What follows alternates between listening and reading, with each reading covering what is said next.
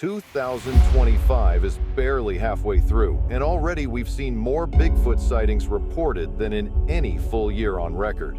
From deep in the Pacific Northwest to remote towns in Canada, something is happening, and no one can agree on what. It started quietly. Just a few scattered reports at the edge of the Cascade Mountains. Hikers saying they saw something large. Hunters hearing low, guttural howls at night. A farmer's camera catching a tall silhouette, moving through the fog. At first, it sounded like every other year, but by March, the sightings exploded. From Oregon to Ontario, people were seeing Bigfoot, more often, more clearly, and in places it had never been reported before. And then it got darker. Drones disappeared. Game cams ripped from trees. A park ranger went missing after filing a report about something massive in the forest. Welcome to 2025, the year Bigfoot stopped hiding. Chapter 1. The numbers don't lie. Let's talk numbers. In 2023, we saw about 120 Bigfoot sightings. 2024, it dropped to 84. People said the legend was fading, but now, 2025, we've already passed 340 sightings, and the year's not even halfway over. And here's the twist. Most of these reports come with photo or video evidence. These aren't die-hard cryptid fans. They're campers, hikers, hunters, people who didn't believe until they saw it with their own eyes. And now, they wish they hadn't. Chapter 2.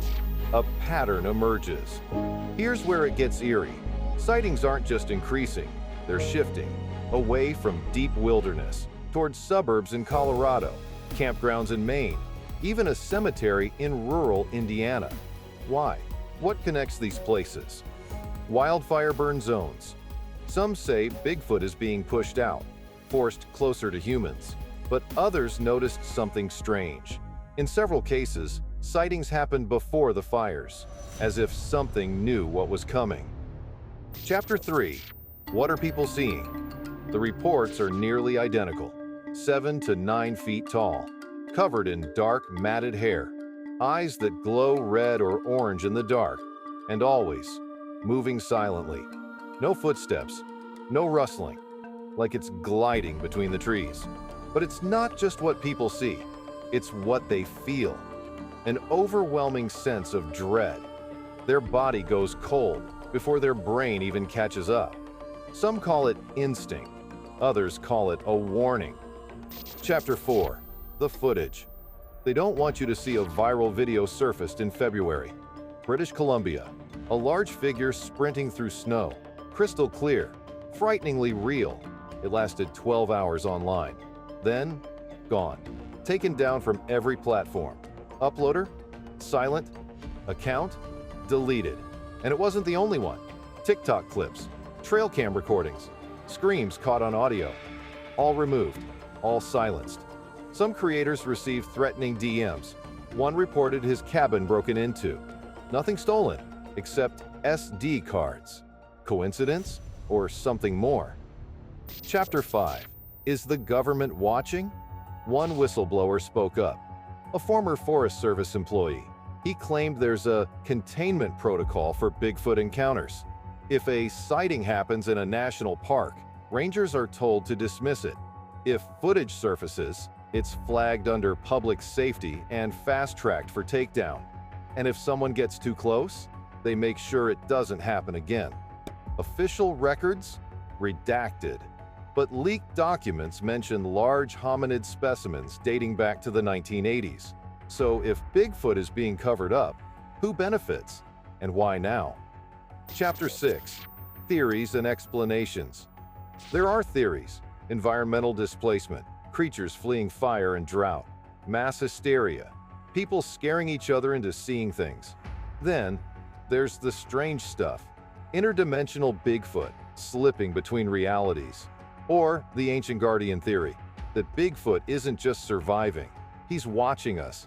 Because something is coming, and maybe, just maybe, he's trying to warn us. Chapter 7. What happens next? So what's next?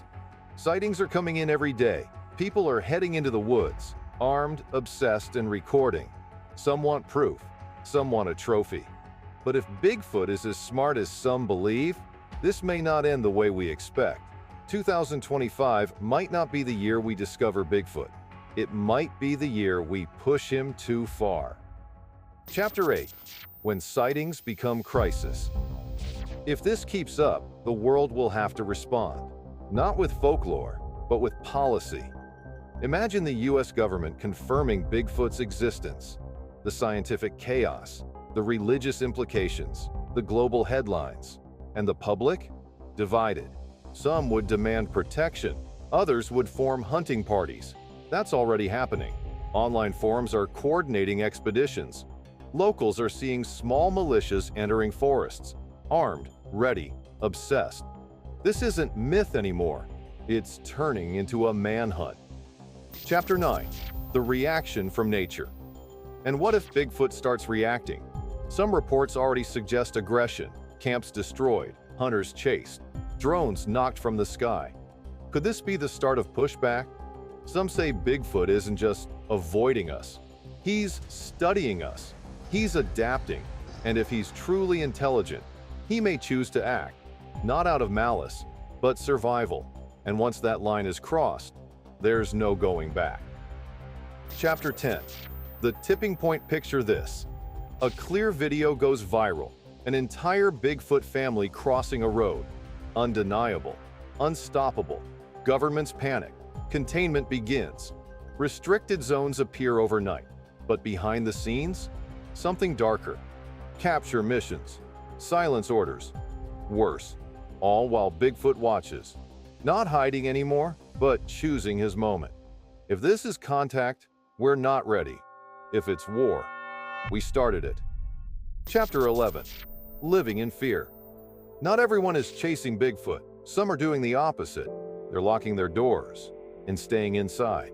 In small towns across the Pacific Northwest and deep into Appalachian country, fear is spreading. Local stores are selling out of motion sensor lights and trail cameras. Gun shops are reporting a spike in customers asking for protection against something big. And it's not just rural areas anymore. In Colorado, one family moved out of their cabin after their young daughter claimed she saw a tall, hairy man watching her through the window 3 nights in a row.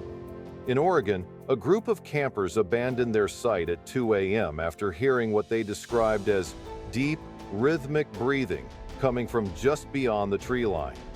Some homeowners have even started building crude barriers around their properties, stacking logs, hanging up tin cans, or installing loud alarms triggered by movement. But these aren't just overreactions. They're desperation. People aren't just afraid of Bigfoot. They're afraid of what's coming next. And in 2025, fear spreads faster than facts. 2025 is more than a strange year. It's a warning, a shift, a countdown. So, what do you think what's happening? Are we going to see Bigfoot in 2025, or is it just a lot of BS? Please share your thought in the comments and stay alert. Keep your cameras close. But remember, some legends were never meant to be found.